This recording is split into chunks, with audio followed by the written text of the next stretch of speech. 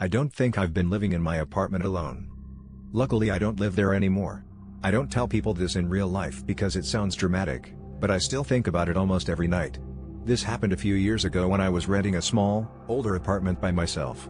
Nothing about the place stood out at first: cheap rent, bad insulation, thin walls, the kind of building where you hear pipes knock and neighbors cough. I worked late shifts, so I was usually getting home around midnight. That's when I started noticing things that didn't feel right, but also weren't big enough to confront. Cabinets left slightly open when I was sure I'd closed them. The bathroom light on when I knew I hadn't used it.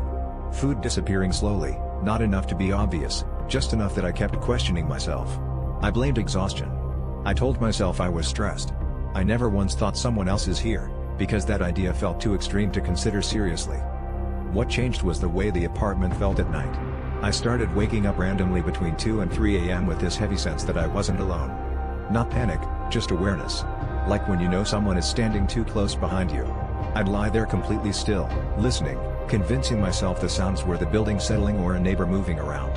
Once, I heard what sounded like someone shifting their weight very carefully, like they were trying not to make noise. Another time, I woke up and smelled something unfamiliar, stale, almost metallic, like old sweat and damp fabric. It was faint and gone by morning. I started sleeping with my bedroom door locked, even though it made me feel stupid. I didn't tell anyone because I didn't have anything concrete to point to, and I didn't want to sound paranoid. The night that finally broke me, I woke up because my bed moved. Not a jolt, just a slow, subtle dip near my legs, like someone had leaned against it for balance. I remember staring at the wall, heart racing, too afraid to turn my head or even breathe normally.